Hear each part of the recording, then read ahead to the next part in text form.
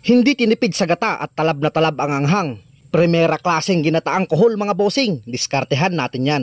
Pinapasuka ko muna ng magdamag o isang buong araw ang mga kohol upang siguradong mailabas nila lahat ng kanilang mga kinain. Pinupukpok o tinitiktikan din ito sa kanilang puwetan upang kapag ito'y naluto ay madaling masundot o makuha ang kanilang laman.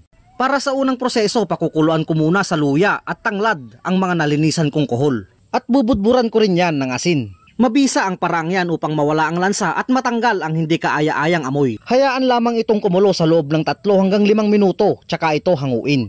Sa kawali, inilatag ko na ang mga aromatiko. Alinsunod sa nakasanayan, bawang sibuyas at marami-raming luya lamang ang kailangan. Sunod ko namang ibubuhos ang kakang gata at maglalagay din ako ng durog na paminta. Pampaalat na asin at sa betsin din ako manghihiram ng dagdag dinamnam. Pagkatapos ay ibubuhos ko na ang kohol na napakuluan. Kasunod naman ang tinarintas na tanglad at pampabango na murang sili. At hinog na siling almoranas para sa sipa naman ng anghang. Panghuli sa pila ang asukal na pula, pambalanse naman ng lasa. Haluin lamang ito ng dahan-dahan upang kumapit ng husto ang mga nilagay nating pampalasa. Hanggang sa maiga ng bahagya ang inilagay nating gata. Hindi naman iyan kailangang patuyuin dahil mas masarap yan ng may sabaw-sabaw pa.